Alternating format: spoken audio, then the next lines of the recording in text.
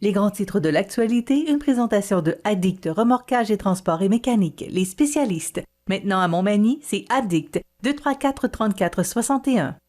Addict Remorquage et Transport, des professionnels qui peuvent vous aider dans une situation d'enlisement ou simple remorquage. Grâce à ses équipements de haute performance, Addict, c'est aussi le service de transport de tout genre et de mécanique. Maintenant à Montmagny, c'est Addict Remorquage et Transport au 234-3461.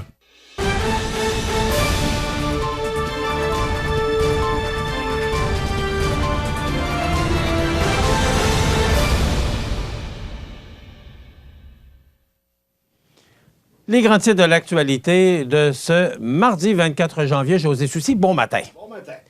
José, d'abord, Maniac Moto, Éric Dorval, son propriétaire, a le vent dans les voiles, c'est moins qu'on puisse dire, parce qu'il a remporté quand même 2 prix là, au Gala Prestige Desjardins du mois de novembre. Et là, ben, il annonce que il va étendre ses tentacules.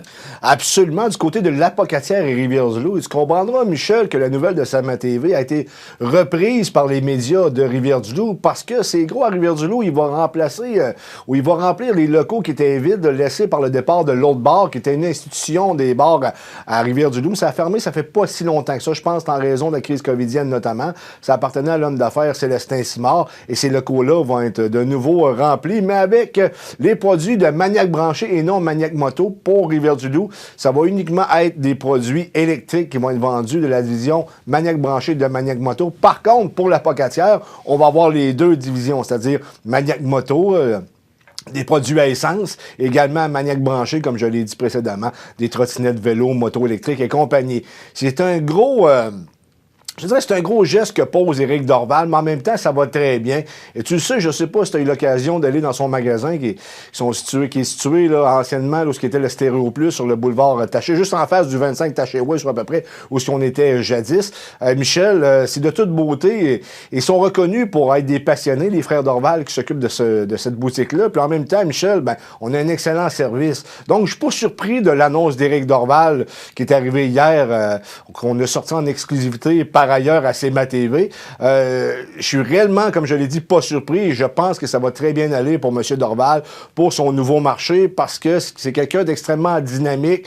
Puis, il a le cœur jeune également, puis il est réellement dans le bon domaine parce que tu sais qu'avant, M. Dorval avait le Mazda Montmagny, mais c'est comme il m'avait dit, j'étais un passionné de moto, ça fait qu'il est vraiment, vraiment dans son domaine. Et j'ai l'impression que ça va bien aller pour M. Dorval. Du moins, on lui souhaite la meilleure des chances pour son expansion. C'est pour acquéreur dans la bâtisse de l'ancien commerce Stéréo Plus aussi. Et depuis ce temps-là, on dirait que ça grossit tout le temps. Alors, très heureux. J'ai fait des reportages l'an dernier. Et c'est la quantité et la qualité des véhicules qu'il a. Et la qualité du service également, je tiens à le souligner. Alors, très heureux pour notre ami Éric et on va lui souhaiter bonne chance. Écoute, Justin Trudeau a décidé d'ouvrir les hostilités avec le Québec en lançant la charge contre la clause non-obstant. Ça a choqué M. Legault, qui a fait une sortie là-dessus. Ouais. Est-ce qu'il va aller jusqu'au bout de son idée? M. Trudeau, M. Legault. M. Trudeau? Ben, moi, je pense que oui, mais en même temps, j'ai comme l'impression que c'est une opération de diversion. Une bonne vieille chicane entre le fédéral et le provincial, surtout le Québec. Alors que ce qu'on invoque du côté de Justin Trudeau, c'est qu'il faut défendre les minorités. Je m'excuse, M. Trudeau, c'est que pendant la crise covidienne, les gens qui n'étaient pas vaccinés, c'était une minorité. Et pourtant, là, M. Trudeau n'a pas évoqué ou invoqué la Charte des droits et libertés pour les protéger. Au contraire, il voulait que ces gens-là rentrent dans les rangs et se fassent vacciner. Tout ça pour te dire, Michel, que j'ai l'impression que c'est une opération de diversion. Et même si François Legault crie et jappe, ça ne changera rien parce que François Legault ne veut pas faire l'indépendance du Québec parce qu'il est dans un parti qui est nationaliste. En étant nationaliste fédéraliste, ça veut dire que tu ne veux pas que le Québec sorte de la Fédération canadienne.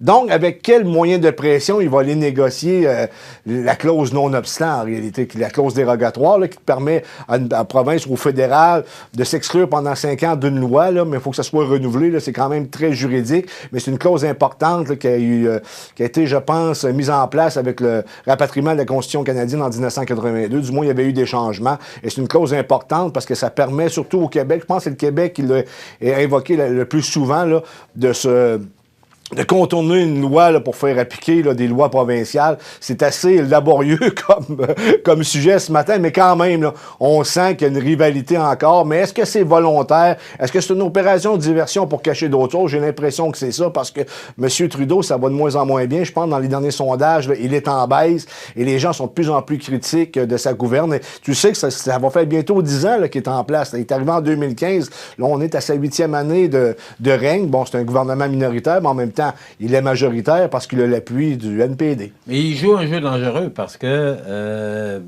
tu sais, M. Singh le menace toujours à savoir, écoute, si tu vas pas dans le sens que l'on veut au niveau Parti démocratique, nous autres, on peut tout simplement casser l'entente qu'on a. Et là, ça pourrait amener des élections.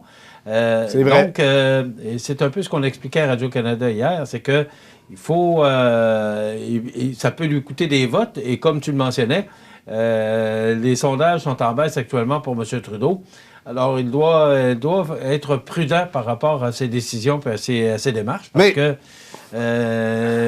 et tu l'as mentionné, je ne sais pas si c'est toi qui l'avais mentionné, qu'il serait fort probable qu'on puisse avoir des élections en 2023. Je serais pas surpris. C'est M. Généreux. Non, moi aussi, je l'ai dit. Je ne serais pas surpris. Alors, parce que... je pense que M. Trudeau doit être prudent. Parce que, tu sais, sa popularité actuellement diminue. Je sais pas pourquoi, là, parce que... non, mais il n'est pas dans le top, il y a l'usure du pouvoir également, diminué, tout est relatif, là. Mais M. Poilievre aussi, qui a de la misère à prendre sa place également.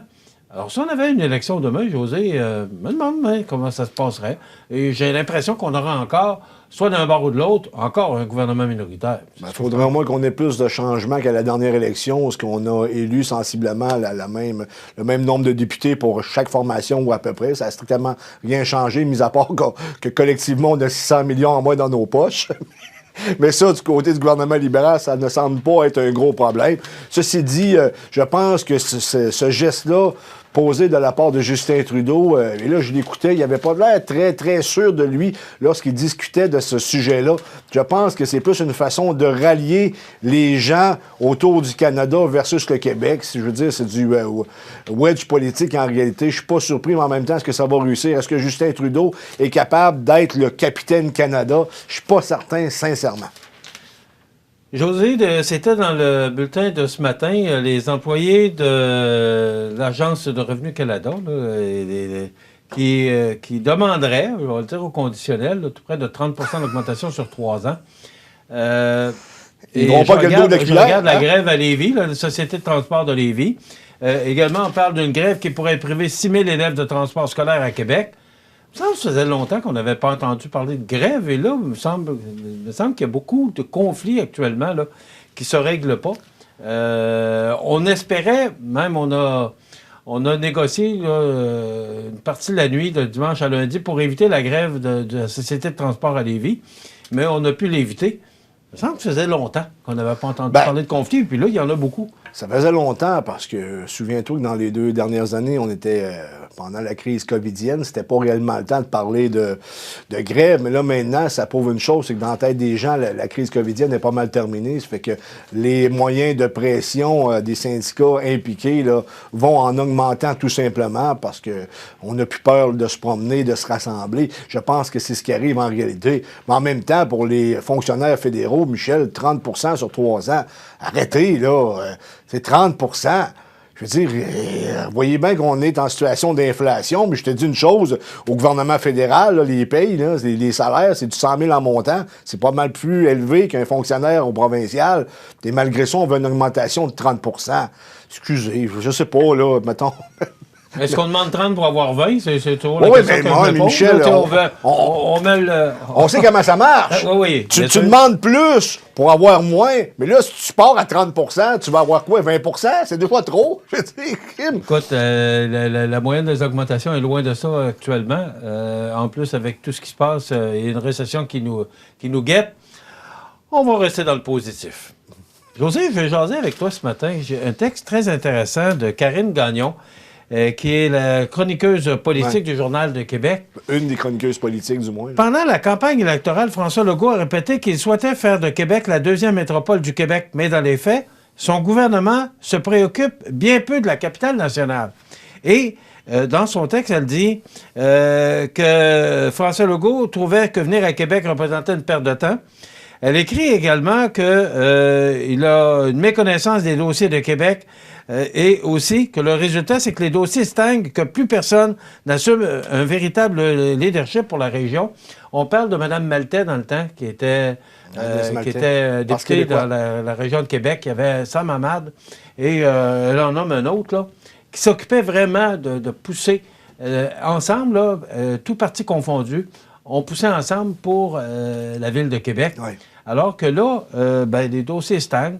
Le tunnel, hier, on a dit que la circulation diminuait sur le pont de Québec et sur le pont Pierre-Laporte. Alors, ça met encore de la pression sur ce projet de troisième lien. Également, je vais en parler parce que qu'est-ce qui se passe? Ça nous a coûté 400 millions pour construire le nouveau Colisée, le centre Vidéotron, pour accueillir une équipe de la Ligue nationale. Te souviens-tu, l'an passé, à peu près à la même date, le ministre des Finances, M. Girard, était allé rencontrer Gary Bettman, qui est le commissaire de la Ligue nationale de hockey. As-tu entendu parler depuis une douzaine de mois as-tu eu un suivi de ce dossier-là? Il arrive quoi avec les Nordiques? Tu sais, on parle de tramway, on parle de troisième lien, mais on fait tout ça pourquoi? Si, exemple, là, c'est sûr que si on avait une équipe de la Ligue nationale de hockey, ça prend des infrastructures pour être capable de recevoir une équipe comme ça. On a le centre Vidéotron, mais maintenant, si on fait tout ça, on fait ça pourquoi? Si on n'a pas d'équipe de hockey à Québec, entre autres, là, c'est pas ça le dossier, mais je trouvais le texte de Karine Gagnon approprié matin. Non, je pense qu'elle a en partie raison, mais en même temps, du côté de Québec, il faudrait écouter la population. Lorsque la population dit qu'on ne veut pas de tramway et que le tramway ne passe pas le 50 et plus dans les sondages, même qu'on est à 60, 40, 45, 55, quelque chose de même, là, mais du moins, là, il n'y a pas de majorité pour la création ou la mise en place d'un tramway. Il faut écouter la population. Pour le troisième lien, il y a une unanimité pas mal plus grande, c'est-à-dire que c'est pas unanime, mais je veux dire, il y a une partie de la population qui est majoritaire, qui veut un troisième lien. Il faut écouter la population. Je comprends ce que Mme Gagnon dit, mais en même temps, faut pas que tu aies à l'encontre de la volonté de la population. Je rappelle à Mme Gagnon, comme à tous nos politiciens, tous les citoyens qui nous regardent, qu'on est en démocratie. Il faut respecter la démocratie. Lorsqu'il est arrivé le référendum de 95, si on n'avait pas respecté, bon, on pourrait débattre en masse là, de ça, là, mais il faut respecter le verdict final. Et lorsque la population s'exprime, ben, on est en démocratie, il faut le respecter. À ce moment-là, est-ce qu'il manque de leadership? Peut-être, mais en même temps, est-ce qu'on a des politiciens qui sont là pour le développement? Est-ce qu'on a des régionalistes? Même si Québec, je veux dire, c'est la capitale nationale, n'en demeure pas moins pour que les gens de Montréal, c'est comme une région. Mais est-ce qu'on a des gens qui veulent le développement ou on a juste des politiciens qui aiment donner des chèques, qui aiment apparaître devant les Kodak? Ça, c'est un autre problème aussi, ça. Mais José, à un moment donné, il va falloir prendre une décision ou statuer, là. Il y avait des chiffres la semaine passée qui sortaient qui disaient que c'est une quarantaine de pourcents là, de gens qui veulent le tramway. Ça veut dire que la majorité n'en voudrait pas, je veux le dire au conditionnel. Mais pourtant, on a fait une élection municipale là-dessus. Le troisième lien, José, il y a des ponts de 50 puis de 100 ans là, qui sont là, qui commencent à démontrer des signes de fatigue. Alors, à un moment donné, il va falloir prendre des décisions. On le fait ou on le fait pas. Il faudrait peut-être... et le temps qu'on parle de ça, on ne fait pas avancer d'autres dossiers.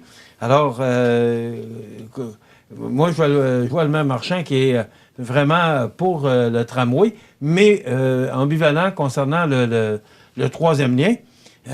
Et de l'autre côté, bien, Madame la nouvelle ministre des Transports, Madame Guilbeault, qui dit que elle, le troisième lien, ça va se faire. Elle a confirmé ça en conférence de presse hier ou avant-hier.